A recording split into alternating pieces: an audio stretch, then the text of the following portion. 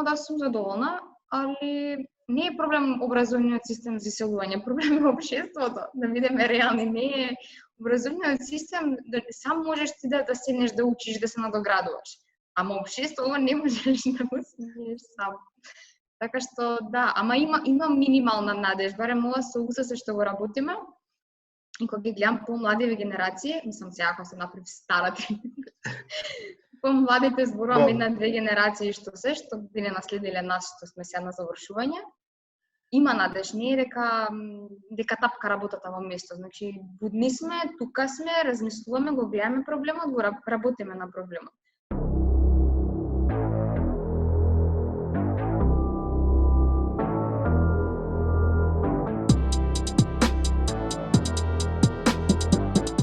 Здраво на сите, добродојавте во уште една епизода на подкастот Јустинијан збори. Моето име е Ѓорги, а со мене денеска, како и досега, се моите драги колеги од Правниот факултет Јустинијан I од Скопје, директно од Битола, Димитар Тромбевски Тромбе и нашиот Джеймс Бонд као и секогаш од Штип, Никола Донев Донев. Како сме, колеги? Лично сме, недела се погоди времето, убаво беше многу, така да се искористи во прошетка на природа и прилично солидна недела. Јас би рекол доста продуктивно, затоа што успеавме да снимаме интервју, а исто така и работиме во рамки на Комисијата за наука, така што после имаме и специјален гостин за тоа. Да, кога го спомна интервјуто и Комисија за наука, да ја најавиме Ангела Најдовска, која е наш гост на оваа емисија. Но пред да дојдеме до неа, пред да дојдеме до интервјуто, ја имам неколку теми за кои што би сакал да поразговараме.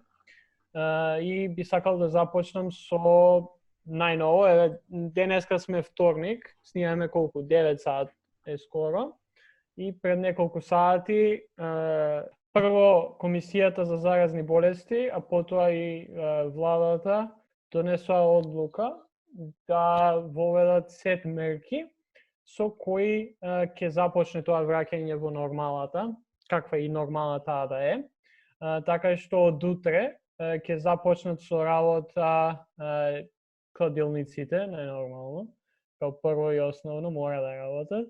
Но шала на страна, од утре започнуваат со работа затворените трговски центри, започнуваат со работа и кладилниците, едукацијски центри, испитни центри, автошколи и им се дозволува за работа и за тренирање на луѓе кои се направуваат во индивидуални спортови на отворено.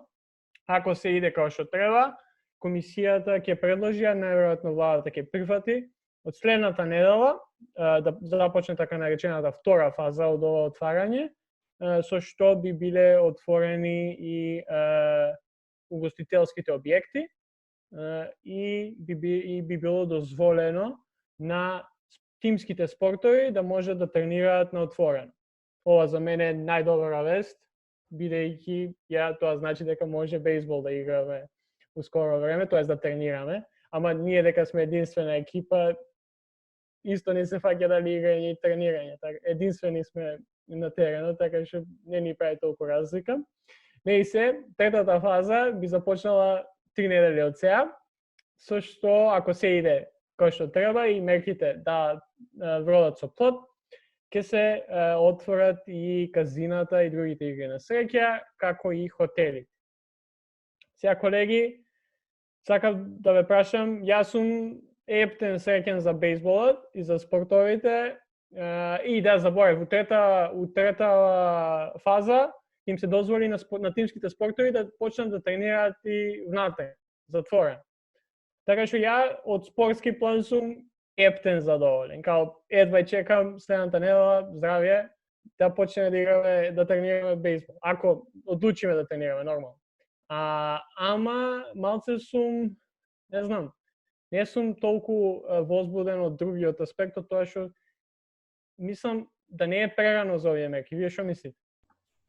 Може да се рече дека е малце прерано, Ако се гледа по тоа олабавување што се направи првото олабавување, кај што нели се дозволи до 2 сата слободно движење, доста луѓе ојдоа на по ливади и така натаму и се виде една недела после 1 мај, што е складно со тоа за колку време би се појавил симптоми на вируса, имаше одредено зголемување на бројот на дневно заболени и покачување на после подолго трајно намалување на бројот на активни случаи почна да се зголеми одреден период. И сега со ова што се случи пред малце во Струга, масовниот граѓански собир од религиозни причини, мислам за славење на Ѓурѓевден, ако не се лажам, кај што многу луѓе се изнасобраја еден до друг испикани, се си дишат меѓу себе сред епидемија. Така да сигурно и тоа ќе има огромен импакт. Сигурно ќе се зголеми бројот на активни случаи, барем во Струга. Така да мислам со оглед на тие околности, малце пребрза ова реакција. Можеше да се почека барем уште 2 недели да се види како ќе биде во Струга и другите околни места, кај и да било. Ама што се однесува па до спортот, што кажам, мислам окей, то спорт да се тренира на отворено е окей, пак раздвижени се не е толку опасно, ама за трговските центри и за кладилниците кои што се затворени и поголем број на луѓе се движат таму, е малце претарано, според мене. Мислам дека ловањето на мерките е помалце и не знам, некако не дека е прерано, пошто очигледно дека и многу други земји ги олабавуваат, но мислам дека веќе освен фактот на заболени и активни случаи, веќе во проценките на самата комисија, мислам и на владата, влегуваат и некои повеќе политички калкулации и нормално повторно предиспозиција кон внимавање како ќе се движи економијата. Така што дури мислам дека за 1 мај предлогот на комисијата беше повторно полициски час за време на цел викенд, не сум сигурен точно како беше предлогот, но нели на крајот се одлучи полициски час од 14 часот па понатаму.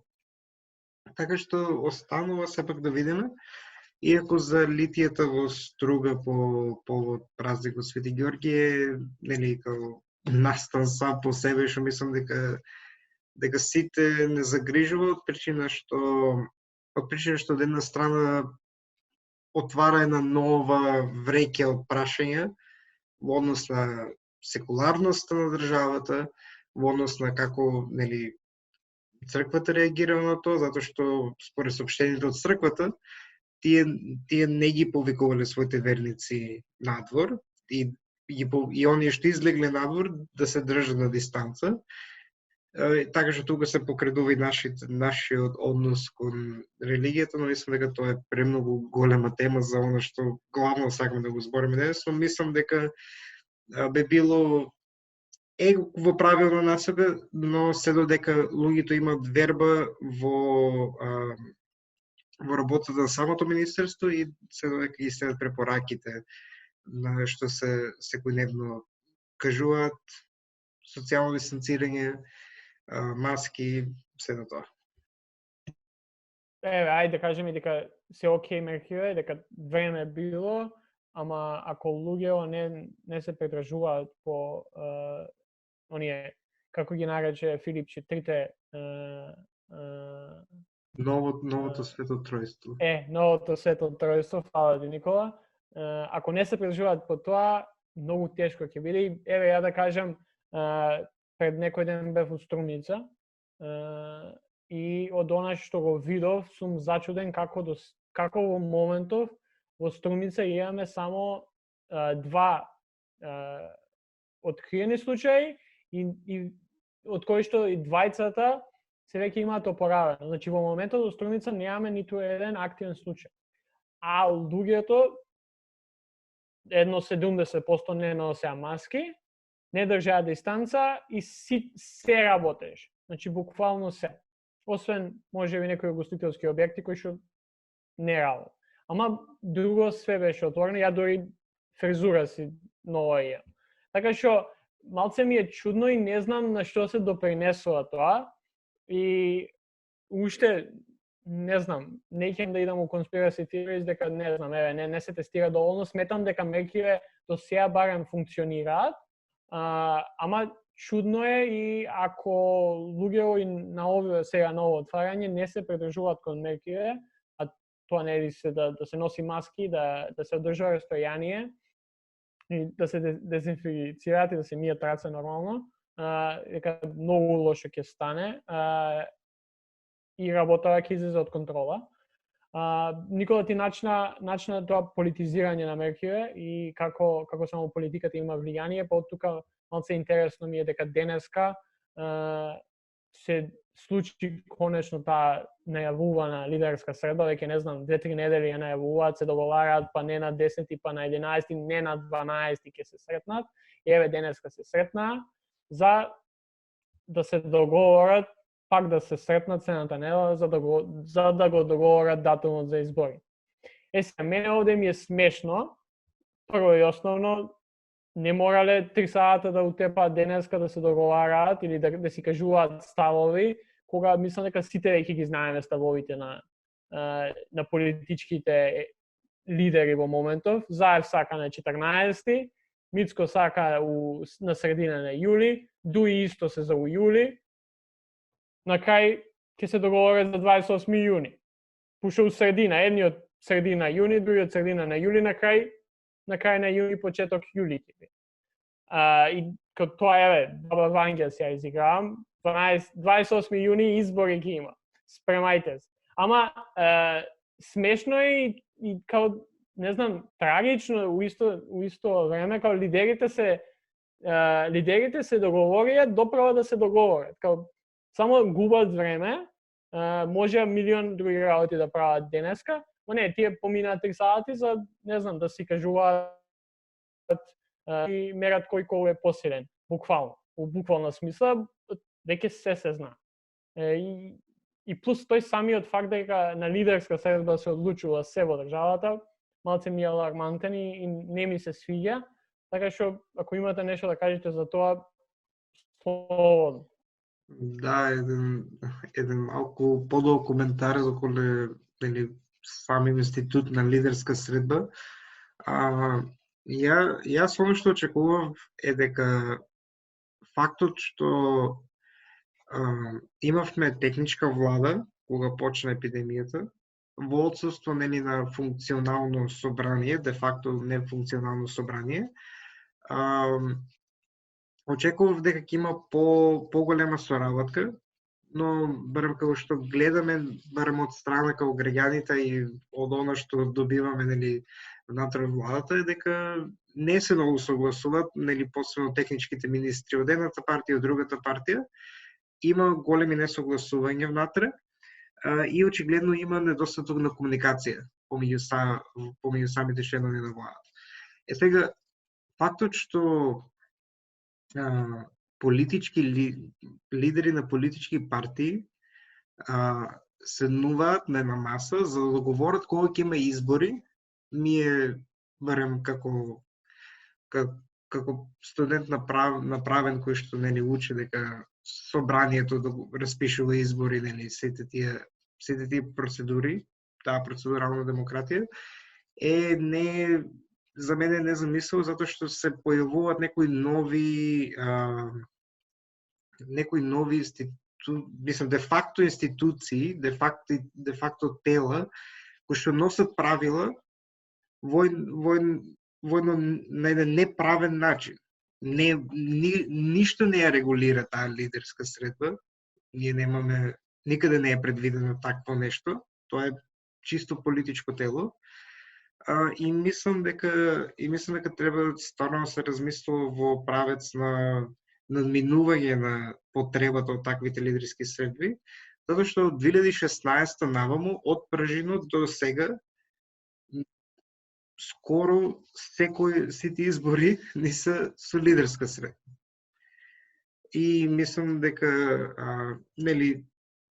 може некои кажуваат, па така е во Швајцарија, да, но политички систем таму е различен, таа е единствен таков политички систем и не е за извезување, не е за да го преминуваме ние тука. Така што мислам дека лидерските средби се малце знак на неразвина демократија и како такви треба да ги надминеме. Не само како политички систем, туку како и општество генерално. Добавам само малце за лидерската средба.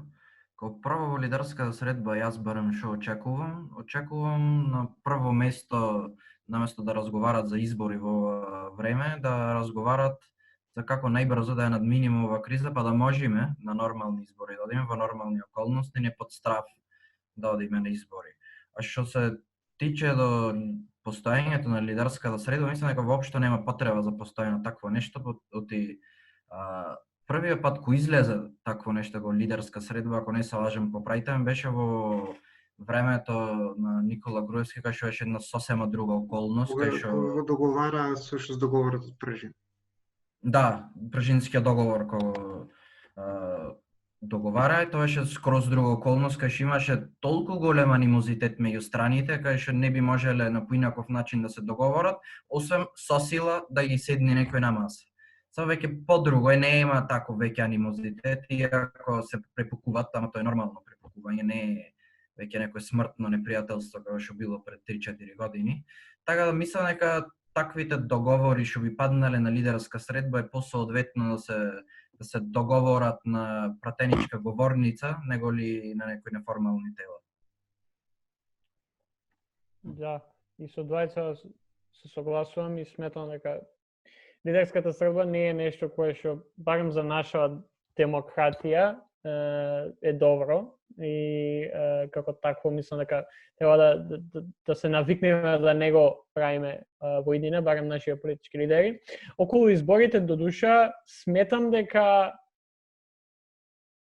или да се одржат, дали ќе биде јуни, јули, средина на јуни или крај на јуни или почеток, било кога треба да се одржат, ако се одржуваат. Ако не се одржуваат, да се врати владата која што беше пред техничката влада, која патем техничка влада е направена само за да прави избори. Техничката влада не е за да не спасува од пандемија. Значи тоа мене ми е, значи, зошто да не се договорат сега, ајде ќе, не знам, до декември, кога треба да бидат изборите уствари, дај да почекаме до декември да ја вратиме поранешната влада која што доби мандат да ја води државата. После тоа, нова техничка влада, спремајте избори колку сакате. Се надеваме и со вакцина и со све дека ќе биде ситуацијата која што треба за да имаме коректни избори. Значи не ми јасно зошто никој тоа не сака да го направи. Затоа што враќањето на поранешна влада која што де факто си дала оставка е комплицирано и доваѓа во колизија со законот. Инаку законот, кој што закон за влада, што некаде што се предвидува таа техничка влада по договор на политички партии, не знам, за мене е малку несватливо, затоа што треба 3 месеци државата да биде со техничка влада, а техничка влада се формира само во највонредни услови. Буквално кога државата не може да организира избори, тогаш се формира техничка влада. Техничка значи дека е технократска, таа само мора да извршува најсуштински работи. Изборите како такви треба да се одржат што поскоро, мислам не одма, но треба кога и да се одржат, од причина што барем јас би сакал да видам повторно функционален парламент кој што си извршува задачите и нормално таму да водиме дебати за закони и за нови политики кои што треба да ги спроведуваме. Да. Ѓорѓе, ти рече зошто не е декември. Надвор од тоа Никола што каже законските пречки, ако се декември ќе го изгуби bump in the poll сега владата, затоа нив му се брза. Сваќам ја тоа, знам. Ама и сваќам Никола ти што кажа се закони и све друго, ама Македонија сме. Сега зборевме за лидерска средба што одлучува све, сакаш? Што не значи дека треба да копаме дно под дното. Затоа што во последно време тоа го правиме. Ама тука се отвора прашање дали имаме ние дно, као дали може ние да одопреме дното? Тоа како што се докажало од годините наназад, очигледно ние и под дното до кое што стигнавме, можеме и под него да копаме. И бесконечно дно. Добре, мислам дека можеме за ова да дебатираме на некоја друга емисија. Втората и малце поважна тема за која што сакав да позборуваме пред да идеме со интервјуто на Ангела, со Ангела, е едно видео кое вчера го гледав. Мислам дека веќе го имаме спомнувано Кайл Кулински во премиерната епизода секако, а и во повеќе пати го имаме кажано. Ако го немате гледано, Secular Talks, Кайл Кулински, гледајте го, YouTube, 10 од 10. Сега, он вчера, мислам дека стави видео, изборуваше за Елизабет Ворен и за Берни Сандерс. И како сега у моментот, Берни Сандерс не прави напори за да ја наметне Елизабет Ворен да му биде VP кандидат на Џо Бајден. Ова за некој што не прати америчка политика може сега да звучи као, не знам, да му кажуваш нешто на теле и ќе те гледа као шарена врата.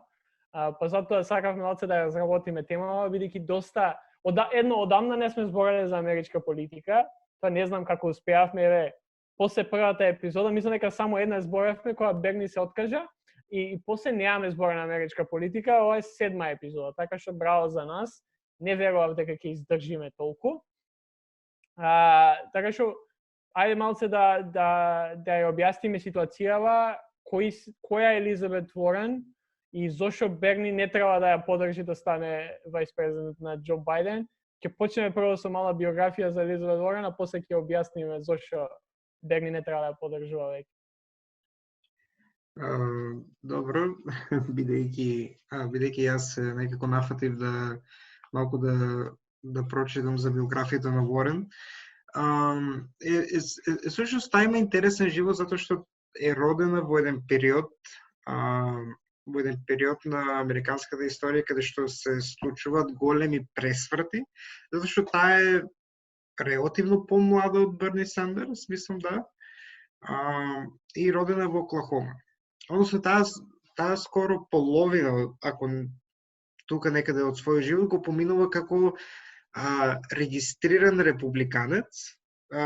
Одбремона за слушателите дека во Америка политичките партии не се поставени како кај нас, нели централизирани со членство со претседател едно друго, туку тие се релативно по-децентрализирани, по-автономни се различите единици на партиите во државите. Така што таа голем дел од својот живот го поминува како регистриран републиканец, иако не се занимава толку со политика. И всушност таа потекнува од академската фела.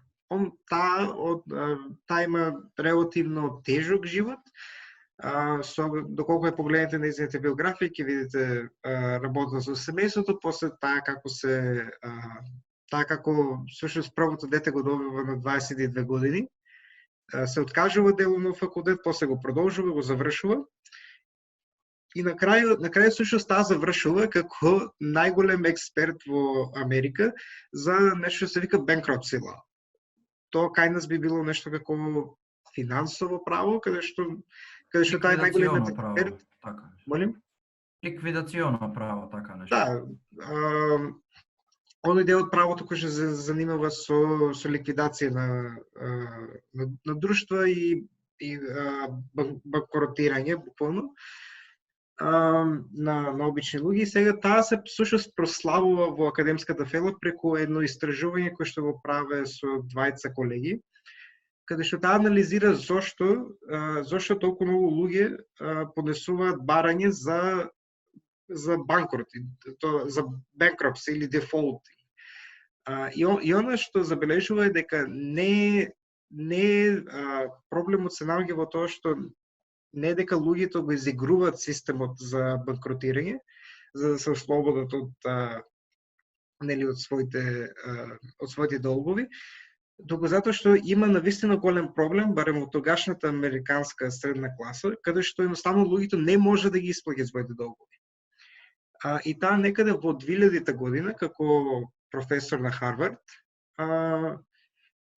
ја публикува таа анализа и таа понатаму се јас би рекол една ретка појава помеѓу интелектуалците, каде што таа излаваше често на телевизија и на еден многу убав начин ги објаснуваше работите како што стоат. И таа некаде уште пред 2008, кога рецесијата и го струши тогашната берза на Америка, таа наговестуваше дека нели маркетот за купување куќи, нели housing market е пред колапс и дека се случуваат, има одредени индикатори кои што покажуваат кон тоа дека ќе иде сериозна криза и што навистина се случи. И понатаму таа се прославува како идеен творец на нешто што се вика Consumer Financial Protection Bureau. Тоа е една нова владина агенција во рамките на институциите на САД, формирана во првиот мандат на Барак Обама. И иако Обама ја номинира Ворен, жената која што ја створила самата агенција, да биде нејзин председател, да преседава таа со агенцијата, во Сенатот таа не поминува и некој друг доаѓа на нејзино место. Подоцна иако треба се спомне дека во овој период таа станува еден републиканец кој што дотогаш не се занимавал со политика, одеднаш станува една доста прогресивна личност и со тоа победува на избори, каде што таа добива избори против тогашен републикански противник за представување на Масачусетс во Конгресот. И таму таа е позната до ден денес преку незиниот однос кон банкари кои што доаѓаат на оние public hearings и кај што буквално ги руши со прашање, со аргументи, така што има доста познати видеа околу тоа. И тоа е сушност Ворен до тој период. Сега се појавува Ворен во стилот на председателски кандидат.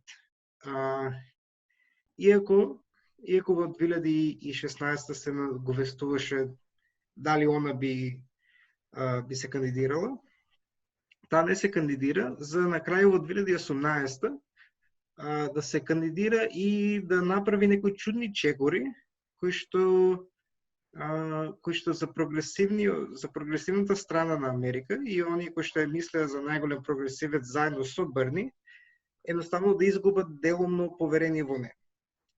Така што овде би оставил на другите да коментират, па ќе се навртам јас со аргумент зошто и не е са толку некои чудни тие неизини потикнувања. Да, пред да навлеземе да дебатираме за се тоа што се издешаваше во 2018, сакам да се навратам уште пред тоа. 2013-2014 веќе низ Америка се шпекулираше на големо дека Хилари Клинтон ќе биде кандидатот кој демократите ќе го поддржат за да го наследи Барак Обама. Хилари Клинтон, либерал, ја би рекол центрист, беше во кабинетот на Обама, беше прва дама на Америка и како таква се наметнуваше као очигледен фронтранер за демократите. Сега, некаде 2014, крајот на 2014, средината на 2015, почетокот на 2015, започнуваат доста прогресивни здруженија и луѓе низ Америка да бараат некој против кандидат на Клинтон, кој бија зголемил таа дебата внатре во самата демократска партија и би ги разговарал тие прогресивни идеи на едно поголемо ниво.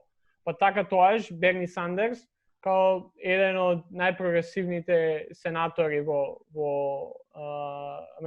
Американскиот конгрес, а и политичари во самата држава, не беше заинтересиран од прво да се кандидира за председател. Бидејќи едно што е стар, друго што нема такви амбиции. Меѓутоа, тој ја гледа Ворен поради сите нејзини успеси до тогаш, како очигледен кандидат кој што може да ја победи Клинтон и се служува да биде председател на САД. Прва жена председател на САД. Берни оди неколку пати, Берни ја моли Ворен. Сега не сме биле ние кај нив да ја гледаме како се молеле и се договарале, ама според доста луѓе кои ја познаваат ситуацијата, пишува дека навистина се случил. Берни на неколку пати има разговарано насамо со Ворен за таа да влезе во самата трка за председател. Кажа, се одлучи да не влезе во трката. Берни, бидејќи никој немаше, Берни се кандидираше и знаеме што се деси. Берни доби доста гласови, цел мувмент направи, цело движење и мислам дека тука некаде започнуваат тие некои чудни потези кои Ворен ги влече.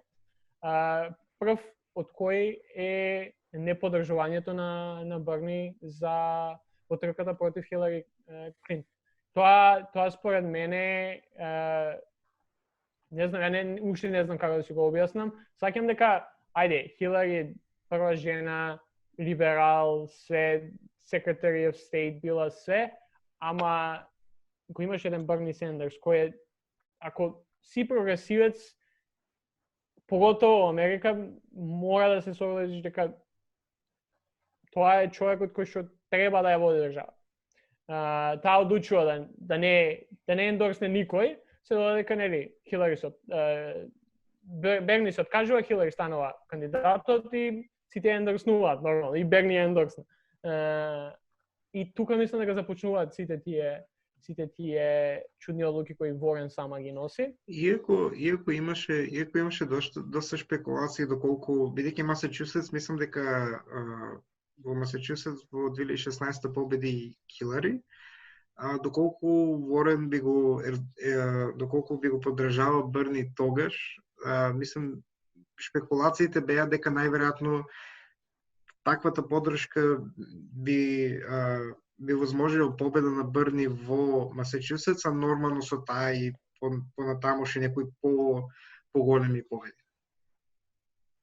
Гледај, околу овие ендорсментс кои што се стануваат ептен популарни низ Америка, не сметам дека имаат некоја големо влијание као поединечни ендорсментс. И него гледам поддршката на Ворен, јавна поддршка кон Берни, као нешто што, не знам, би му возможило на Берни да го победи Масачусетс. Туку, ова нејзина поддршка, ја барем, ја очекував и ја гледав као едноставно Берни. Со сите нејзини успеси, таа вели Берни е човек кој што треба да биде председател на Америка. Као поддршка на двајца пријатели, поддршка на двајца сенатори во тоа време во САД. Толку еден вид обединување на тоа прогресивно крило на Демократската партија.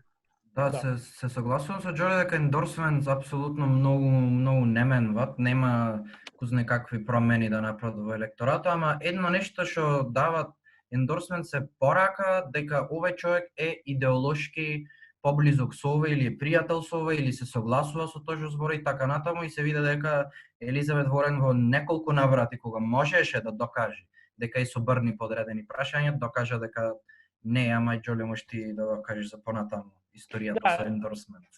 Нема, едноставно ендорсмент као ја на пример сега да ендорснам Никола за, не знам, председател на УСС некој ден или Димитар за ФСС, као јас сам ништо нема да направам, сакаш. Ама кога ќе ти соберат Пит Будиџеџ, Камала Херис, Еми Клобучар и Бето О'Рорк и ќе поддржат Џо Бајден, ќе направат нешто, пошто не знам, еве ние тројцата ќе се собереме и ќе ендорснеме некој сега за да биде утре председател на УСС. Така, ние тројца може нешто да направиме, ама сам не можеш. Друго е политика да го ендорсмент, поготово поединечни, но не и се, зошто ги спомнав Пит, Камала, Еми, Бето и Џо Бајден. Па, мислам дека тоа е као кулминација на сите овие чудни потези, што прво започна, нели, Ворен се кандидираше за председател за 2020 и реално почетокот ти беше феноменален. Не знам за вас, ама не знам, после Берни не се гледав као единствен кандидат кој што може и треба да биде кандидат на демократија. Тука некаде почеток на минатата година, февруари-март, каде што Ворен беше имаше многу добри анкети и многу добри резултати од тие анкети, дури подобри од Берни, бидејќи голем дел од луѓето кои што го поддржуваат Берни, во Ворен гледа исто, само што е жена. И тоа и помладо. 2-3 години, ама сепак помладо. И сметам дека голем дел од тие Берни гласачи отидоа на страна на Ворен. Сега, што се случи? Од некој што е речи си ист као Берни Сандерс, освен нели биографиите што им се различни, ама идеолошки доста слични, Ворен одлучи да смени правец. Ворен одлучи да од поддржување на Medicare for All, од целосно поддржување и согласување со Берни, да се врати малце неколку чекори наназад, да даде некоја поблага варијанта за да ги привлече гласовите на овие центристи демократи. И ја имам една теорија за тоа. Мислам дека не е само теорија, мислам дека е на вистина така и се согласувам со Карл Кулински, од него малце слушање, направив и мој ресерч и баш денес кога гледав од вкупно 1050 луѓе кои што работеле на кампањата на Елизабет Ворен, околу 9% или 90 луѓе се поранешни луѓе кои работеле на кампањите на Камала Херис и Хилари Клинтон. И тоа не на мали позиции, значи еден политички директор на цела кампања, поранешен стафер на Хилари Клинтон. Доста, например, директорот за Јужна Каролина, поранешна стаферка на Хилари Клинтон. Мишиген дури познат е у јавност како некој што го мрази Берни, постира твитови против Берни, Майк Меколум, поранешен стафер на Хилари Клинтон.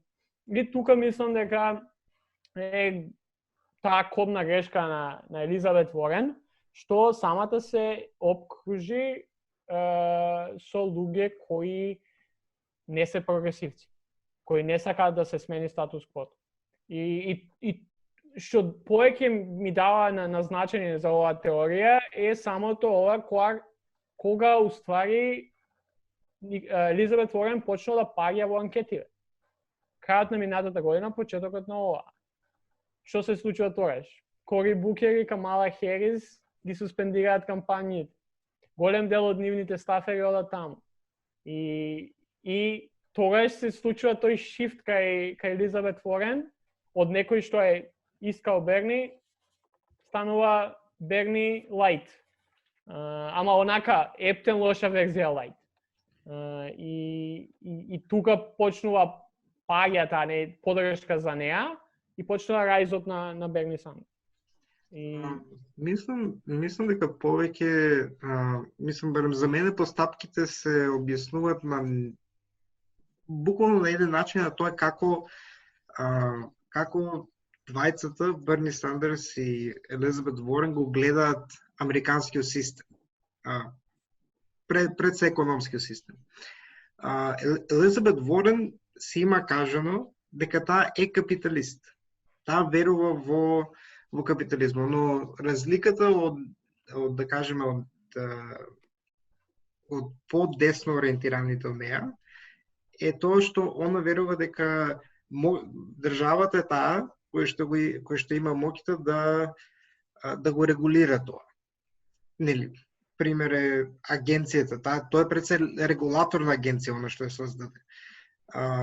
И понатаму сите нејзини постапки во Конгресот биле во насока на тоа. таа верува во реструктурирање на економскиот систем на страната. Да, таа бара и редистрибуција на богатство преку фамозниот wealth tax, понатаму сите тие различни политики кои што и такако она си го направи својот бренд околу тоа да има план за се. Warren has a plan. Тоа беше мотото на кампањата. И мислам дека барем за претседателски кандидат во американски контекст тоа повеќе бидело назначение во Конгресот, каде што е потребна таа експертиза, а додека претседателот како таков треба да биде некој кој што ќе може секојаш да ја мобилизира нацијата преку сплотувачки вредности. А тоа е Берни Сандерс. Берни Сандерс, неговите вредности и неговите политики, иако генерално дефинирани во голем број случаи, се нели they speak to a lot of people. И мое лично мислење, доколку нели Берни некако испаднеше да биде претседател, Ворен ќе беше неговата рака во Конгресот. Едноставно, дали ќе избереше како VP па да преседава со Сенатот, или едноставно да имаше нели таа секојаш да биде блиско до него како представник од Сенатот, мислам дека ќе беше одличен тим за форсирање на тие нели прогресивни политики. Сам да се надоврзам само, што од почеток, како што кажа ти Никола, нели со Bureau of Consumer Protection Agency и така натаму, тој период јас многу ја засагав Елизабет Ворен. Смисла, ова стварно е прогресивна, стварно е женска верзија на Берни, како што кажа Джоле, Берни Лайт. Ама јас мислам, кога сега ќе загледам од ова перспектива, таа уствари во нејзината најголема сродност со Берни била Берни Лайт, не само женска верзија на Берни. И многу се нервирам кога ќе видам за какви битни работи, така лесно Елизабет Ворен си го смена мислењето. Чист пример Medicare for All, таа била за Medicare for All како што била и Берни. Тука стварно се согласуваја. Но кога за неа било политички исплатливо да добие определена група на гласачи, таа одма се смена, но не е некој полесен вид на Medicare for All, туку на систем на здравствено осигурување кој што го планирал Џо Бајден, значи public option. Значи си постои приватно осигурување, државата нема никаква монопол над здравствените органи, туку исто е, само плюс имаш можност за државата, што во голем дел од држави се гледа како неисплатливо. И што значи ова? Ова други некои работи што има сменато, јас го гледам ова како чист политички опортунитет на Елизабет Ворен. Не како жена или политичар што сака да се избори за определени. Не дека таа верува во тоа, туку таа верува дека ако верува во тоа, дека полесно ќе дојде до определена политичка позиција. Во овој случај, најверојатно сака да биде VP.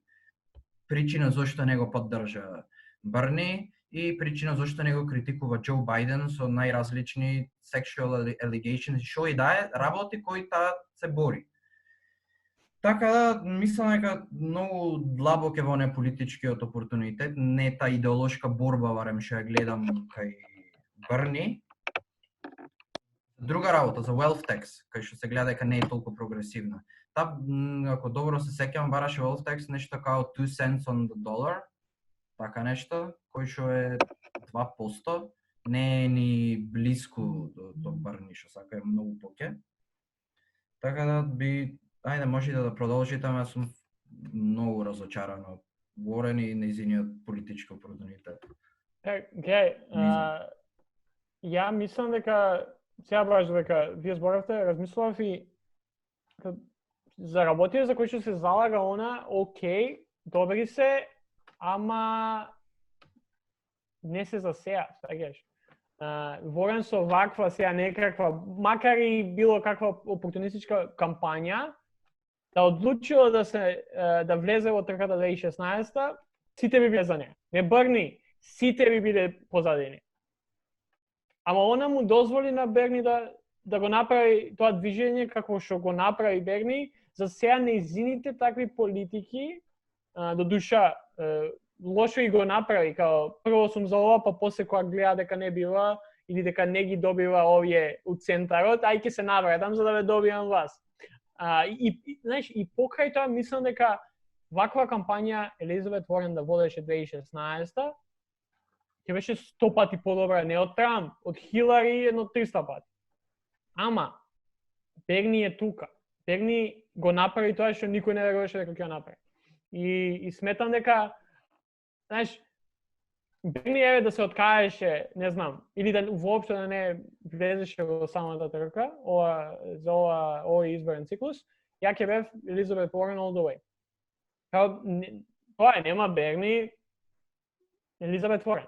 Ама она што беше као последната last straw за мене, е што се деси пред колку 3-4 месеци, кога крајот на јануари, кога последните дебати ги имаат пред Ајова и кога кампањата на Елизабет Уорен излезе со allegations дека Берни Сандерс е сексист кој што не сака жена да биде претседател во Америка. И тоа мислам дека едно што излезе такво нешто, кој што патем настана во приватен разговор во кој што само Берни и Уорен биле присутни. Друго, начинот на кој што Уорен го реагираше на се тоа. И не знам, наместо таа да излезе и да каже не е така, ова се деси, таа излезе и рече дека таа уствари така е. Сеќаваш? Берни рече, знаеш, Берни е толку мил што не ни ја нападна Уорен. Тој само рече не е точно. Не е точно толку, не ќе да коментирам приватен разговор, не е точно. И сега ја не сум бил у собата кај што разговарале, ама не верувам дека Берни не мисли или не сака жена да биде претседател. Берни ја молеше у 2015 да биде претседател. Ја молеше. После од кога не успеа неговата кампања, на секаде беше за Хилари Клинтон. И да има нешто кажено Берни такво, може би било along the lines дека Америка е толку за никаде во моментов, толку мисадженист, што Елизабет Уорен или Камала Херис или било кој е жена, нема да има шанса против таква популација во Америка и таквата фенбейс на Трамп. Тоа е единствено нешто што би можел Берни да каже у тој разговор. Ама Берни излезе и каже that's not true. И дури проба после ова едно дебати кај што има слика со Том Стајер у средина, кај проба да, не знам, двајца пријатели, двајца долгогодишни познаници да се објаснат што се стварно десело. Елизабет Уорен не кеше да му даде рака. Тоа беше као последно нешто, бев као, окей, Елизабет Уорен, you're now dead to me, политички speaking, и толку, готово. Елизабет Уорен не ќе ме веќе да ја спомнам. И јасно ми е зашто сега Берни не сака да ургира кај Бајден за Да, иако добар е како што кажа, суите Берни и се тој тоа, ама сега му дојда 5 минути на Берни, кога нејзината амбиција доаѓа на врв за да стани VP, тука е Берни да му банира. Се, ако знаеш да се занесва, тогаш кога најмногу му требаше помош на Берни кој не му даде, па сега нема помош од Берни. Ама со ова со сексист, многу сум триград за ова, се нервирам, има нека логика зошто го употреби тој сексист аргумент, сексист карт против Берни, од една причина што многу Елизабет Уорен при крајот на нејзината политичка кампања и моментот кога стана многу токсична, е моментот кога го ембрейсова wokeness. Може тоа да се објасни кога што кажа ти дека голем дел од нејзините вработени биле од кампањи на Камала Харис, на Хилари Клинтон, кои што биле главните актери во woke politics. сите политики што се поврзани со wokeness и со social justice warriors и такви работи, тие ги почнуваат и тие ги превземат како своји. Тоа е едно за wokeness, што тоа го користи нормално, и друго, историјата на Елизабет Уорен да лажи за очигледни факти. Значи, ова можно е да настанало, можно е разговор да се случил, можно и воопшто да им излажа. Значи, излажа дека татко му бил дженитор, што незиниот собствен брат излезе и рече не бил, најверојатно излажа дека била избркано на работа бидејќи била бремена, најверојатно сама отказ си дала. И друго, исто и ти, Джоле, ова го кажа, може да е точно, може Берни да ги има тие зборови кажано, јас мислам дека жена не може да биде председател, но кој е контекстот? Треба контекст да има. Во период кај што главен кандидат е Доналд Трамп и кој што е були, кој што, мислам, сите го знаат како сексист и така натаму, мисоџени си, ти реков не речи сите другите амбалажи, ама и Америка во таква позиција кај што најверојатно не би можела жена да победи од причина што е жена. И јас би го сватил тоа, ако е точно дека тоа го рекол, најверојатно го рекол во тој контекст. Дека во овој момент жена не може да биде, не дека Берни мисли дека жените не се способни да бидат председател. Мислам, од не знам, некоја организација Берни беше прогласен за honorary woman, некоја феминистичка организација, така нато има долга историја Берни кај што се бори за еднакви права помеѓу мажите и жените. Мислам, лудо е да се каже дека Берни мисли дека некоја жена не може да победи, отие жена. Најверојатно контекстот е тој дека во овој момент жена не може да победи затоа што расположението меѓу народот е така. Да, не знам колку го имате гледано видеото од која не знам 80-те години, 90-те години кога Берни билуше у Вермонт и правил неговите многу јаки емисии кои ги има правено поготово со деца, кај што му кажува на едно девојче дека you should be president, као не знам, Берни уште тоа се гледало што е. Ама не се гледам дека збориме многу. Дај да преминеме на последниот дел од Ворен разговорот. Само еден мал коментар пред тоа. Исто така, добро би било се спомне дека мислам секако прогресивното движење во САД е нормално, мислам дека има право малку да се луте на Ворен, но притом не заборавајќи во фактот дека таа е сушност академик и мислам да, таа произлегува од академската фела, бидејќи голем дел на незиниот живот го помина на Харвард, мислам, барем оној професионалниот дел. И мислам дека од друга страна Берни во обидот да креира некој движење што ќе го надживее и што нели нормално е дека сигурно ќе го надживее, е тоа што тој никогаш не проба да ја стави својата рака на вагата, to tip the scales. Тој никогаш не му се појави на Џо Бајден да каже дека окей, јас ќе те поддржам, ќе правам сите овие кампањи за тебе, но сакам ова да излезеш јавно и да го кажеш дека првите 100 дена од твојот мандат ќе го направиш. Без разлика дали е тоа закон во Конгресот или executive order. Така што и овде треба да се размислува зашто пак Берни не го прави тоа. Јас искрено немам некој посебно размислување зашто не го прави, кога може. А од друга страна мислам дека во наредниот период она што ќе видиме барем во прогресивното движење на САД е дека ќе настане дебата околу тоа какво лидерство треба. Кога веќе е создадено движењето, какво лидерство му треба? И мислам дека постапките на AOC во последниот период некако почува да се вродува таа дебата, затоа што кога нели останатиот дел од The Squad влегоа во кампањи со различни прогресивци низ предизборите, низ праймерис во различни држави, таа некако застануваше назад од тоа, посветувајќи поголемо внимание на градење коалиции во моменталниот состав на Конгрес. Таа дебата околу нели како треба да се постапува понатаму е веќе отворена сега треба да се слушат и нормално аргументи.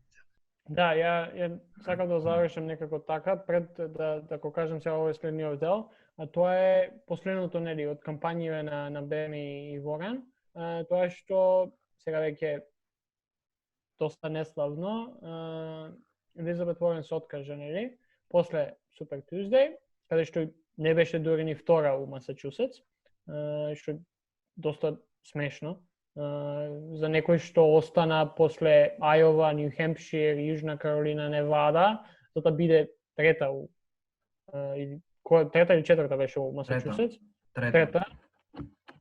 Навистина беше смешно кога во тој момент уште пред Јужна Каролина и Камала Херис, да, и Бето Орорк, и Еми Клобучар, и Пит Будиџеџ, кој што Пит Будиџеџ беше втор. Пит Будиџеџ беше зад Берни Сандерс. Да се откажат и да го подржат Џо Бајден на ден-два пред Јужна Каролина. Зборевме нели за ендорсмент и колку само еден ендорсмент не значи многу, ама кога ќе се соберат сите, ти да останеш у трката само заради тоа што ти мислиш дека можеш да победиш, а уствари немаш никаква шанса. И гледавме што направи Масачусетс. Видете резултати, ќе видите колку Елизабет Ворен може да победи. И таа остана, не го подржа Берни Сандерс. И сметам дека ако го нарече за сексист, ова уште полошо, но не и се може да утре да збориме. Баш за ова сакав Никола што го кажа сега. Мене малце ме мачи тоа каде што не излезе со листа од 10 работи, 15 работи, ова и ова сакам. Кайл Колински вели за марихуана прво, да се легализира. Ама Берни Сандерс формира Task Force. Берни Сандерс е активен, Берни Сандерс сака нешто да направи у Сенат, у Конгрес. Берни Сандерс не излезе со барање на Џо Бајден, кој што сам Никола се согласен со тоа, има тој капитал да направи. И добро е што тој капитал не го користи за да ја намести Ворен да биде VP или да ја ургира кај Бајден и баш ми е убаво сега кога ги гледам по Твитер овие woke демократи кои што плачат за себе ова, демек еве Берни се покажа кој бил што бил, не ќе да ја подржи Ворен за VP. Баш ми е убаво како си ги читам твиторите и малце ме утешува околу цела ситуација, ама да, дефинитивно може да направиме поголема епизода и некој друго издание какво лидерство уствари треба на Америка и дали AOC, Берни, без разлика кој е, како тој треба да се однесе. Да, инаку во однос на влијанието на Берни, во однос на креирањето на платформата на Демократската партија, тој сега го има голем удел и мислам дека тоа му беше главната цел во 2016 и дефинитивно ја направи многу по-прогресивна платформата на Демократската партија, но оно што мислам дека барем во американскиот контекст е дека платформите на партиите немат големо влијание. Тие не мора кандидатот што е номиниран од таа партија да ја поддржува платформата. Едноставно може околу наоколу и да ја избегне. Но дури мислам дека во 2016 предлогот на еден Nation имаше на колумна нели ставите Елизабет Ворен да ја напише платформата на Демократската партија. Затоа што Ворен со нејзиното знаење од policy, од јавна политика, public policy, би создала една таква платформа која што веднаш би можело да биде ставена во операција и од неја да произлезат соодветни закони, кои што понатаму би се бутеле во Конгрес. Но мислам дека во овој момент останува само да видиме како ќе исполни целата приказна и нормално конвенцијата кога и да се случи. Да, Берни јасно е, и вие кажавте дека може да не действува на многу арен начин во однос на тоа што треба да прифати Бајден и што не. Јас гледам две причини за тоа. Едната причина можда Брни едноставно е стварно пријател со Бајден и неки да се конфронтира за некој работ или едноставно слабич. Друга причина која гледам е што неки јавно да експонира тие несогласувања, што најверојатната причина неки јавно да му дава карти за играње на Доналд Трамп аргументи да искористи, пошто како што гледам нас е некоја му таргет група гласачите на Барни на Трамп, цело време вика Барни да ме го зафркнаја, пак го наместија со него такви карти за да придобие Барни гласачи. Да, мислам дека ако тоа го правиме паметно, затоа што стварно го одбива од определени аргументи Трамп, а од друга страна да има task force, се занимава со такви работи, иако Кайл Калински го даде тој предлог, што мислам дека сите збораме, за да му даде предлог 10 executive orders. Подпишани, се направени и ја имаш мојата поддршка, ама мислам дека Барни веќе прерано веќе му ја даде поддршката на Бајден, за да може да бара премногу работи. Единствено што би добило некој смешно како Бајден што направи Medicare од 65 eligible на 60 да се намали. Демек од 65 на 60 ако ги намали ќе придобие млади гласачи, што нема смисла никаква. Па сега ќе видиме што ќе биде. А и од друга страна се уште на гласачки ливчиња Барни, значи тој ќе има делегати. И ако се успее некако по некое чудо до конвенцијата да нема мнозинство Бајден, тогаш веќе тој капитал на делегати може да го искористи за као преговарачка маса за некои негови предлози. Ама добро, тука веќе идат и други делегати на Уорен, што поќе сум сигурен дека делегатите на Уорен нема шанса со поддршка на Барни да дојдат. Така да Барни е тука сам, според мене, и ќе видиме како ќе ги искористи тие делегати. Да, со тоа мислам дека може да привршиме дискусијата за Ворен и за цела ова збрканица околу избори во САД. Димитар, ја веќе некој време го забележав знамето позад тебе, си го ставил пак. Така што направи Борис Џонсон ова недела? Борис Џонсон, ќе си кажеме како и секоја недела, нема да избегаме од Борис. Борис има цела авантура поминато со короната. Значи, ја почна короната, несериозно ја свати, се разболи од короната, сериозно стана, се врати дома и сега дојде до период да ги олабавува мерките од корона. Што направи сега? Најпопуларно, одлучи Премиер лигата да биде отворена, одново да почнат да играт од 1 јуни и сега ќе видиме, барем ќе имаме интересен фудбал да гледаме. Ако се затворени врати, ја едва и чекам фудбал да гледам, као фудбал ми беше на едно 4-5 место до пред коронава, сега не знам, Белорусија ја гледам, пошто нема друго што спорт да гледам. Така што браво за Борис Џонсон, аферим, едва и чекаме фудбал. Може и германците до тоа ќе почнат, така што веќе ќе биеме навикнати на фудбал, ама да, Борис Џонсон треба да не испоштува барем со некој шаут-аут ускоро време, дека стварно си го сакам. Не се, да зборевме многу, сега да мислам околу сад време. И се надевам дека некој ако досега не следеше, ќе продолжи да го слуша овој подкаст, или ако почнат од овде не ги обвинувам, сами сме се криви. Малце се занесовме со разговорот. Не се да продолжиме со подкастот. Имаме супер интервју која Никола и ја го направивме со Ангела Најдовска, студент на постдипломски студии на ФЕИТ, како и претседателка на Комисијата за наука при Универзитетското студентско собрание при УКИМ и прв представник надвор од кампусот до нашиот факултет, тоест од кампусот на општествените науки. Exactly. Така што уживајте во разговорот, ние се слушаме следната недела со некој нов гостин и некоја нова тема, а вие останете сейф и не идете у кладилници.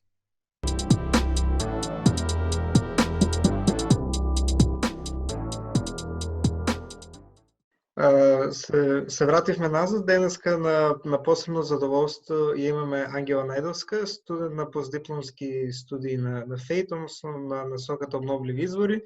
Истовремено таа е член на Факултетското студентско собрание на ФЕЙТ, истовремено председател на Комисијата за наука при Универзитетското студентско собрание на УКИ.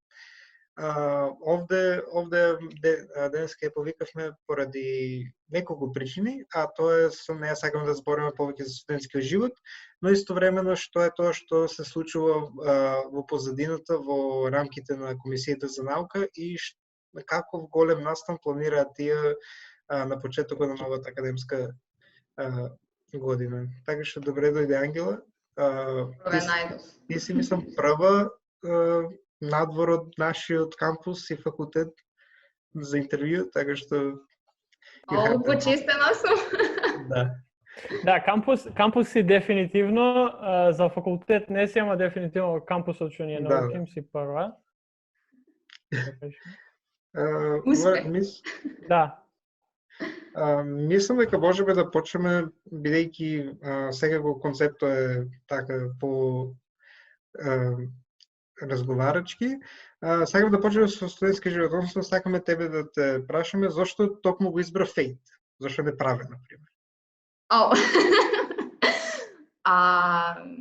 Зашто не правен? Можеби затоа што не мислам дека би била добар правник, ама и повеќе сум била насочена кон техничка наука, односно повеќе сум сакала математика, физика и така натаму, а плюс студирав на обновливи извори на енергија исто пред да се запишам на постдипломски.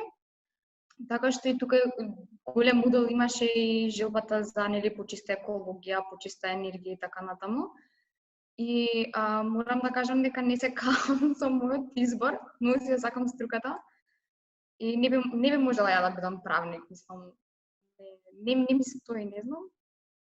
Фејтот секогаш сум од трета средно знаев дека ќе идам на ФЕЙТ, така што јас немав никој проблем за да не можам да се решам што ќе студирам, ама и не се ни кам за додипломски е супер, постдипломски така иде. Добро, бидејќи често барем јас ретко кога сум слушал некој човек да оде на постдипломски, барем за технички факултети. А бидејќи ти сега си на постдипломски, дали ти е вреден воопшто вака, барем за технички факултети? И зошто баш одбра да одиш постдипломски, кога голема е реалноста и со додипломските студии да најдеш работа? Вака, ја имав различна желба за што сакам да правам во животот. Имав први амбиција да бидам демонстратор на ФЕЙТ, obviously не испадна ништо. И се запишав на постдипломски со надеж дека би останала на факултет. Не можам да зборам за другите факултети, за ФЕЙТ конкретно постдипломски јас не би ги препорачала, ама и општо не би препорачала одење на постдипломски по завршувањето на додипломски. Никако мислам дека е подобро да си го најдеш своето место во струката, затоа што ние имаме голема палета на знаење, мислам, ние не сме сконцентрирани на едно стрикно што изучуваме. Па тек после да се запишеш на додипломски, ама на технички науки според мене не вреди додипломски. Јас се запишав, тоест постдипломски. Јас се запишав што сакам да се надоградувам, ама не е дека се надоградувам нешто многу. Во принцип испадна дека морам сама да истражувам и да си го барам знаењето, не ми го даваат тие како на постдипломски што не ги дробат работите, не седнуваат, не викаат овака се прави, така се прави. Не, овде си оставен сам на себе. И според мене не е тоа начин на кој што еден образовен систем би требало да функционира. Значи, покрај тоа што е постдипломски, пак треба некој... Не сум јас експерт, пак, и покрај тоа што сум дипломирана, не сум експерт, пак треба да се надоградувам. Не го препорачувам. Don't do that. Џабе 1500 евра. Збориме за ФЕЙТ, за правен, за постдипломски, додипломски, технички факултети, но прашањето кое што ја би сакал тебе да те прашам е зошто баш Македонија? Добро и за еве и Никола и ја може да даеме одговор зошто сме останале тука, бидејќи гледаме голем дел младиве, поготово овие неколку години, па и порано решаваат да ја напуштат државата и да студираат некаде надвор. Која е причината? Ема јас пробав. Не е дека не пробав да заминам. Пробав, само што не добив стипендија на универзитет кој што сакав да студирам, на другите не ми се допадна едноставно програмата и зашто да се оцелам само колку да се каже дека сум оцелела. Значи не, се запишав тука, работам, задоволна сум, мислам, рано е да кажам дали сум задоволна, зашто сепак има година ден од кога сум дипломирана, ама генерално да сум задоволна, али не е проблем образовниот систем за иселување, проблем е општеството, да бидеме реални, не е образовниот систем, да сам можеш ти да седнеш да учиш, да се надоградуваш. Ама општеството не можеш да го смениш сам. Така што да, ама има минимална надеж, барем ова со УСС што го работиме. И кога ги гледам по-младите генерации, мислам сега ако се направи стара по-младите зборувам една-две генерации што биле наследиле нас што сме сега на завршување. Има надеж, не е дека тапка работата во место. Значи, будни сме, тука сме, размислуваме, го гледаме проблемот, го работиме на проблемот. Така што не се каам што сум останата. Не знаме, може ги си издела, ама сега стојам на тоа дека не би се издела. Да, јас не знам, ја имам поминато втора година средно надвор и кога се враќав мислев да идам надвор, ама кога видов дека направен имаат програма политички на англиски, одма решив уште трета година средно, таму сум уште 3 години максимум. Но освен за факултетот сметам јас дека Скопје е добар град за еден студент. Има замисли, ја идам од Струмица и као Струмица, факултетот Струмица и факултетот Скопје, скалило има разлика. Ама сепак мислам дека имаме доволно големи можности, едно што да идеме на факултетот, друго и милион други работи кои што може да ги правиме во Скопје. Па така би те прашал како би го оценила твојот некој досегашен студентски живот? Нашта нешто ти за УСС, ама што за тебе значи еден студентски живот како последните години од кога си студент? Не, јас не можам да се похвалам за некој многу добар студентски живот на ФЕИ заврши. Значи не.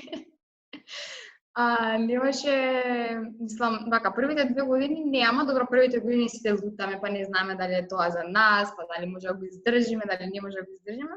Ама другите 2 години, зборам на трета и четврта, стварно, многу се поминам, зашто ние, мислам, луѓето кои што ги запознав на факултет, ми се сега во најблизок круг на пријатели, блискост на фамилија и со нив имам поминато доста убави работи, сме иделе по конференции, сме шетале, и низ Скопје сме шетале се, значи и низ Македонија, се е тоа окей. Ама не можам јас да кажам за студентски живот во Скопје, зашто јас живеам во Скопје. Не можам да го опипам тој осет на студентски живот, зашто мене не ми се разликува нешто многу тоа што во средно го правев. Некако исто ми доаѓа. Веројатно подобро е некој да го каже што доаѓа од друг град и да каже каков е животот во Скопје со студенти, зашто веројатно поинаку го доживуваат тие од ние што сме тука цел живот. Не знам. Студентски живот како студентски живот, јас не осетив нешто многу голема разлика од средно. Другите веројатно не знам што се крева фама околу студентски живот, исто е, не плюс минус некои повозрастни работи што ги правиш, ама мање битно е тоа, не знам. Зависи како си имаш разбрано тоа. Да, мислам дека пак е до нели како личноста си го среди животот. Барем особено за оние кои што доаѓаат од страна, па сега тоа е една цела нова средина за интеграција, можеби како Скопје не го осеќа тоа толку, но барем за од страна што се надвор од Скопје секако нешто ново за нив. На неколку наврати го спомнавме УСС, спомнавме дека си председател на комисијата за наука, една од поактивните комисии моментално на студентското собрание. Моето прво прашање било зошто токму комисија за наука ја работиш и би сакал да те прашам што точно се спрема генерално, која е целта на комисијата и зашто таа работи? Значи вака. Во принцип, зашто комисија за наука иако председател ми е многу таков некако Може го гледам како координатор, не председавам јас со луѓето во комисија. Како правници користиме тоа што пише во статут. Да, значи ја се сметам себе си за координатор на комисијата, затоа што е многу автономна и не е председател звучи како јас да имам последниот збор, не, никако. Се е тоа убаво, има автономија, демократија, за некој чудо. Зашто наука? Зашто се занимавам со наука од 12 години. И воедно и сакам да се занимавам во животот со наука, сметам дека се околу нас е наука. Значи се е производ на некоја наука, дури зависи како го гледате. Значи нема уметност без наука, ништо нема без наука. Пример пенкалова, кога токуш е просто, е производ на наука, на технологија некаква. И е нешто што не можеш да избегаш, факт е, значи докажано е, мислам добро, анти-сајенс движењето нема да се согласи со мене, ама останатите луѓе кои што веруваме во наука, веројатно ни е привлечено зашто факт е, нема мрдање од тоа. А комисијата за наука, според мене, е веројатно сум организирала доста многу настани, сум била активна во пленум сегде, ама комисијата за наука ми е најдрагото нешто што го правам моментално, затоа што зашто сум постара малце, и немав токава надеж врз младите генерации, нормално сите викаме последна млада генерација што чини, другите натака не се добри. И сега кога ги гледам, кога им ги слушам идеите, кога ја гледам жилбата за работа и жилбата за научна истражувачка дејност, тоа толку многу ми влива некоја надеж и жел уште повеќе да се вложиме, уште повеќе да работиме заедно. Имам доста проекти, ако почнеме да зборуваме за проективе, ќе траела 3 сати, ама се на се имаме конференциите кои што веројатно за сите многу најголемата фама би се кренала околу нив. Го имам Иносај. Иносај е проект со иновации и технологии на науки технички тоа, ама би се одвивало на Инофейт. Тоа е надпревар за иновации на кои што би учествувале интердисциплинарни тимови. Интердисциплинарни значи дека сега ќе се собереме јас како електроинженер, вие како правници, политички науки, не знам некој од земјоделски, ќе измислиме нешто заедно, тоа е доста добро. Имаме голем дел на работумници кои што би офатиле сите кампуси. И имаме и доста други проекти кои што нема ги кажам зашто што ги немаме напишано. А зашто комисија за наука е толку многу драга, затоа што конечно, всушност ние студентите сме сплотени, затоа што факт е дека мојата наука е многу блиска со на машински градежен, архитектура, но ние никогаш немаме работено заедно. Зборувам во средношколски во студентски живот. Надвор од кога ќе дипломираме, во една фирма работат сите 5-4 струки. И конечно, со самава комисија, ние се сплотуваме, доаѓаме до милиони идеи и дојдете. Припочете се во комисија за наука. Да, инаку комисиите за приуса се отворени за сите, така што секој студент кој што сака да даде свој принос во целиот тој процес е добре дојден. Ѓорѓе, мислам дека ти имаше прашање, па после јас ќе продолжам. Да, јас пред да поставам прашањето од мала дигресија на тоа што кажа Ангела, можеш слободно да кажеш за сите проекти што ги имате, пошто подкастот ни е таков да и 3 сати да тера и 3 сати ќе тераме. Така што не е проблем. Пошто ние кога почнувавме, бевме као двојца правници, еден политиколог идни, ама пак да ни даеш тема за едно пенкало, ќе збориме пола са. Да. И пробавме. Тоа сте правници. Баш затоа. Као можеме да бидеме концизни, прецизни у 2 реченици да кажеме сега, ама не ни дава тоа нешто у нас што е и затоа сме на правен факултет. Ама прашањето би било дека јас сум член на факултетското студентско собрание на правен факултет, работиме со медиумов и последните недела две гледаме у последно време доста промовирање за конференциите кои ти ги спомна. Дали може нешто поточно да ни кажеш што, како, кога, некој таймлайн за оние што не слушаат сега, а и ќе го поставиме овој како посебен клип, нешто повеќе да научат за конференциите и како да се вклучат и што ќе представува тоа? Епа вака, во принцип, кога ја добив позицијата на координатор за комисија за наука, размислував како најдобро би било да се почне да се размислува на научно-истражувачка дејност кај студентите. Значи, факт е тоа, има луѓе кои што, пример, вашата наука, правните науки, не ги гледат како наука. Он мисла дека само техничките науки се наука всушност, затоа што ние можеме нештото да го измериме и да го докажеме преку доказ и после тоа преку симулација или нешто друго да го докажеме резултатот. Ама не го гледат моментот дека всушност и мојата наука и вашата наука е подеднакво важна. И никогаш не се обрнувало внимание на пишување на научни трудови од оние општествени струки кои што се.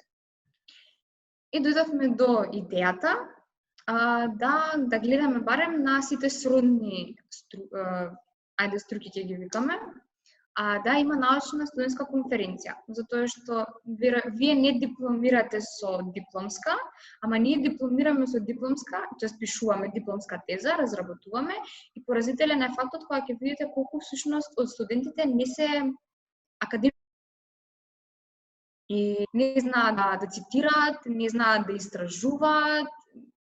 Значи, во денешно време, кога постои Google, кога секоја можна информација ни е на дофат на рака, срамота е еден универзитет како УКИМ, што е државен и најголем во Република Македонија, Северна Македонија, да нема истражувачка дејност кај студенти, затоа што како очекуваме ние да имаме развиено општество ако немаме наука?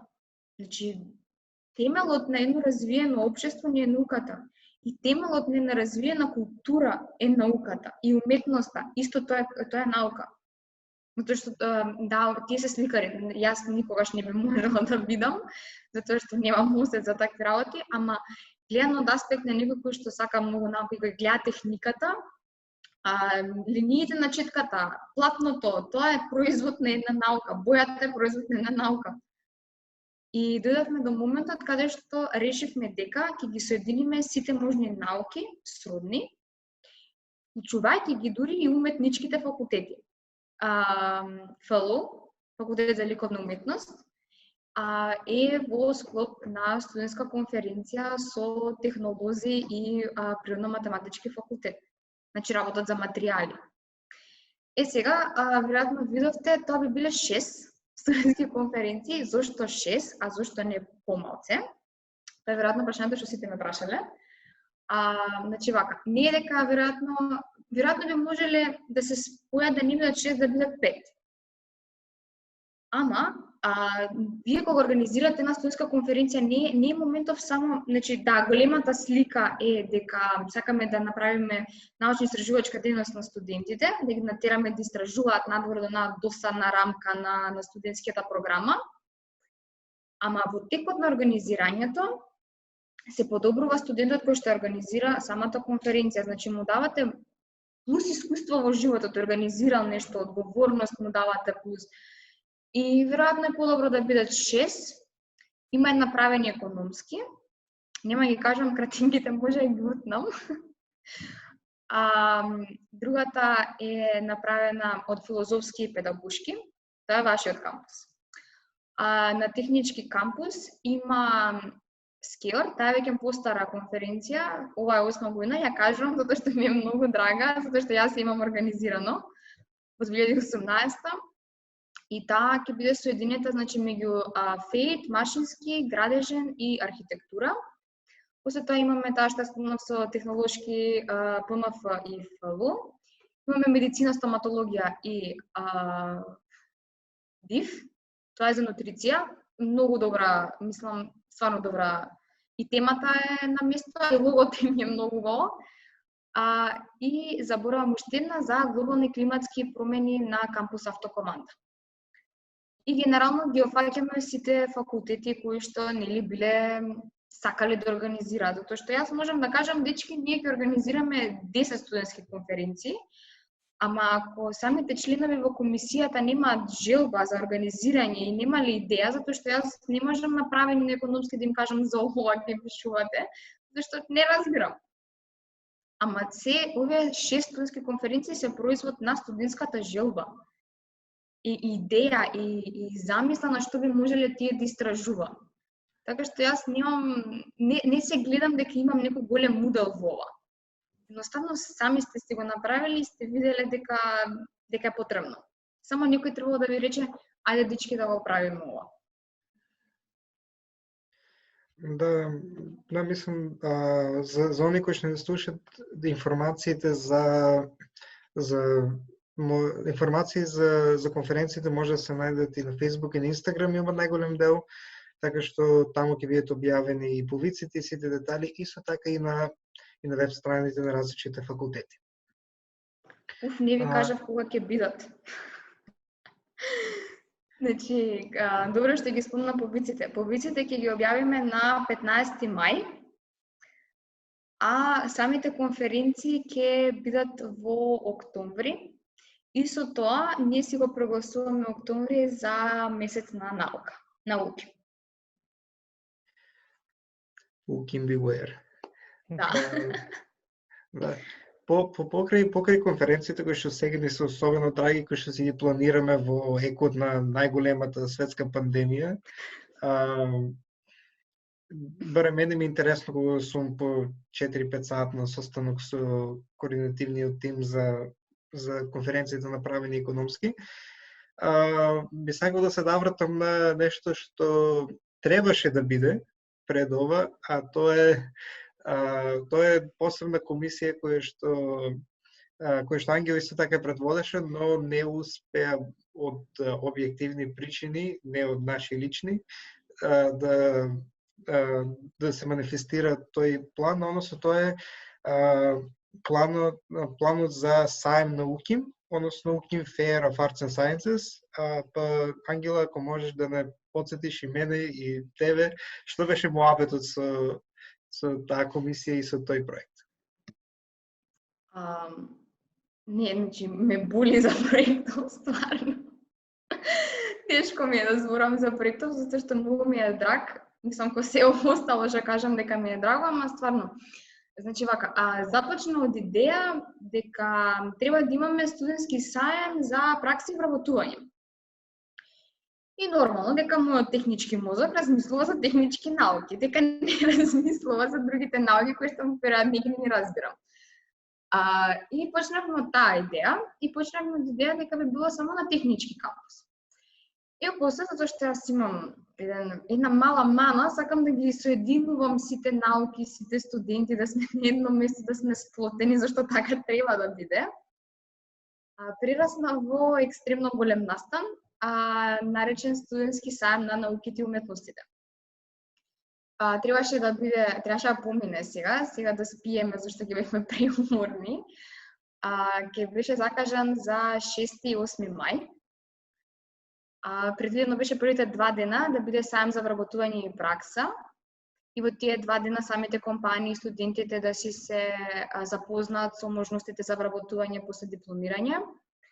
Воедно и самите компании да се представат. И тука имаш уште еден момент каде што кај нас на технички науки доста од компаниите развиваат одредени проекти имаат и секогаш е добро да слушнете млад човек кој што различно го гледа, различно мислење има, едноставно како брейнсторм да се деси на како пример тези за таа да се дискутира помеѓу академија, студенти и бизнис сектор.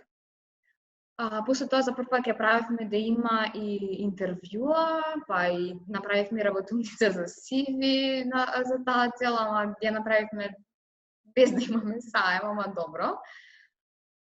И на моја огромна желба, третиот ден беше ден на култура.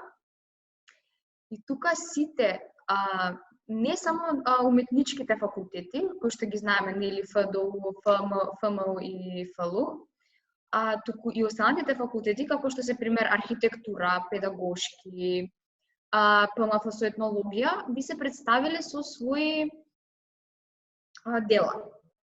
Значи, имавме бина на која што ќе свира од ФМУ, педагошки имаат некои поезии, читаат, и тоа ќе беше еден добар склоп, каде што на почетокот тие валено би биле општо за струкиве кои што имаме, нели, компании каде што би се вработиле, без приватизацијата, нели, капиталистичкиот дел од општеството да ги поканиме.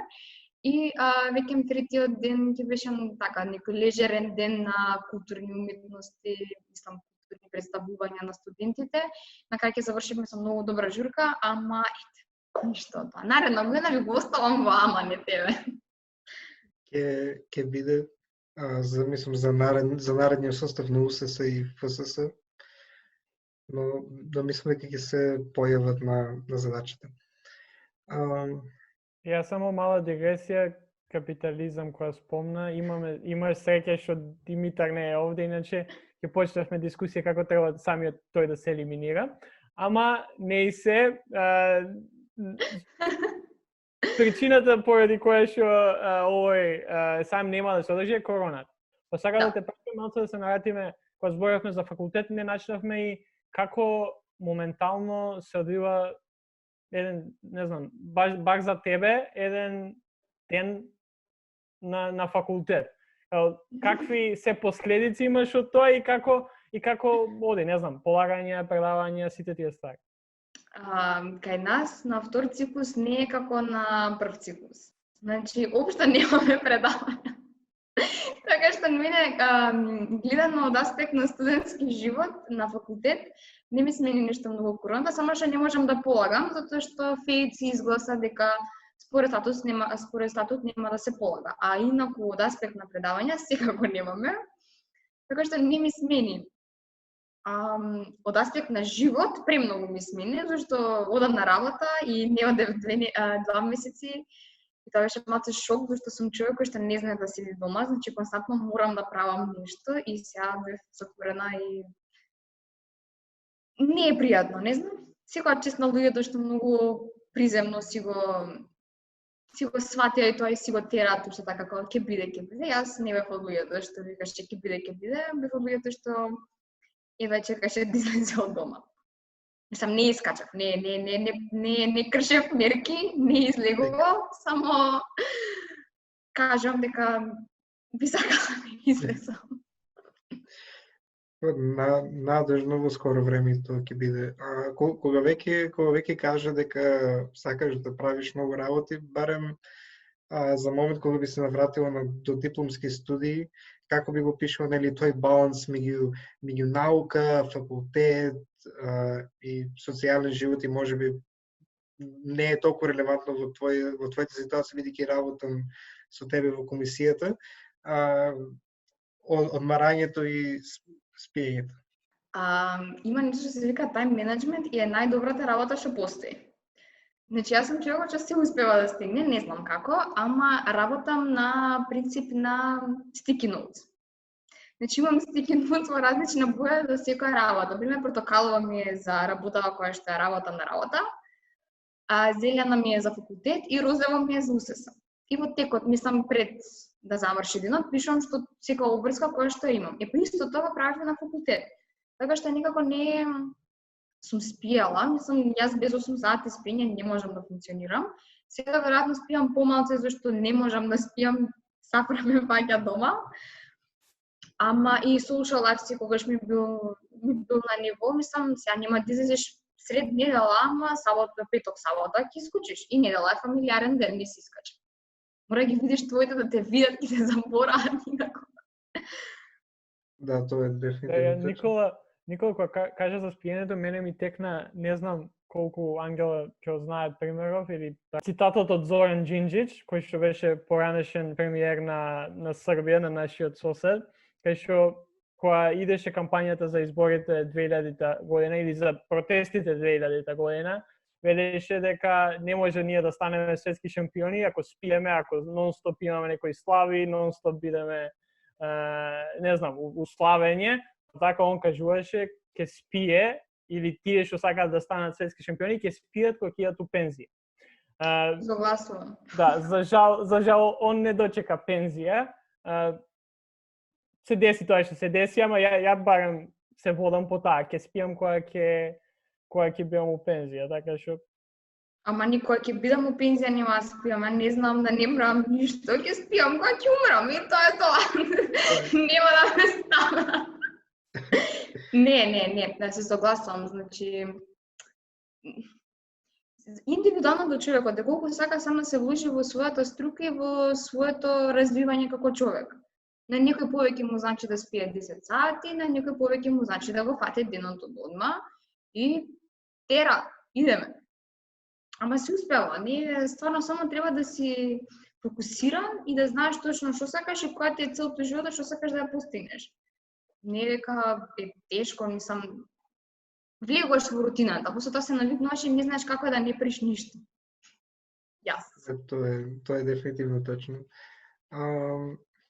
Така што мислам дека можеме да го затвориме интервјуто со тоа што како и на сите гости до сега дали би имал ти препораки за филм, серии, книги, активности, хобија кои што би може да се прават во време на изолација и општо кој ќе заврши сето ова?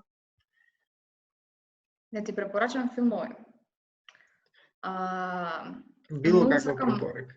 Значи вака, многу ги сакам Марвел и покрај тоа што сум човек што верува во наука, пак сакам Марвел да ги гледам, мислам како сите, не можам да изберам еден. Последно што имам гледано е пред недела дена. Така што не можам многу да препорачам. Пора немав повеќе време, сега некако така. Кога ќе седнам да гледам, не го гледам фокусирано и гледам нешто без врска, некоја комедија, серија, значи La Casa de Papel е најдобрата серија направена на Netflix. Толку имам да кажем. И Dark, ајде ви, Dark ја дадам, значи, ајде. Книга. Поше читам стручна литература, ама било што Ден Браун е сосема многу убаво. Хоби. Јас, затоа што не можам да вежбам, као активна сум физички, така што ви препорачувам на сите да си вежбаат, ама пред да вежбате истегнете се за да не се сјебе нешто. Се извинувам, скратено. Мислам дека ова, чекај, ова не верувам дека ќе окатнеме, пошто ова е прва пцовка на подкастот, така што значи прв пат ви дојде некој од друг кампус и прв пат ви опцам.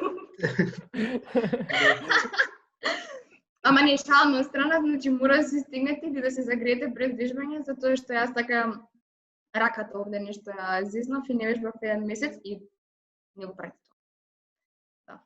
Да, тука се согласувам, бидејќи и самиот знам како е, поготово кога играеш спортови кои што не се за тебе.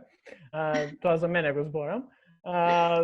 Да, фала ти, Ангела, за гостувањето, за одвоеното време и за големиот број на информации кои што ни ги даде, поготово во врска со Комисијата за наука и Универзитетското студентско собрание, и се надеваме дека кога ќе дојде време за да се одржат овие конференции, пак ќе ни дојдеш и пак ќе збориме за подетални информации за истија. Ќе збориме за успехот на конференциите на крај, значи ноември. И тоа. За успехот на сред конференција ќе те повикаме и лайв интервју. Идеме лайв на сред некоја од конференциите, лайв со Ангела. Готово, може договорено. Инаку фала што ме викнавте, многу пријатно се изненадив, зашто ви ги гледав другите теми и се беа ваш кампус, а ми се свиѓаше гледате малце на кај наука повеќе. На страна че стварно не треба да пусти капитализам, ама може да свртиме на наука. Пази, ако го гледаат луѓе кои што не напаѓаја уште од старт, ќе има доста збор за наука, пошто ако го гледаат последниот дел, ќе мора да гледаат и за наука, така што. Одлично. Ангела, ти благодарам уште еднаш и мислам дека време барем за мене да се вратиме на работа за конференцијата. Ајде, одлично. Драго ме работите. Ајде, чао. Чао, чао.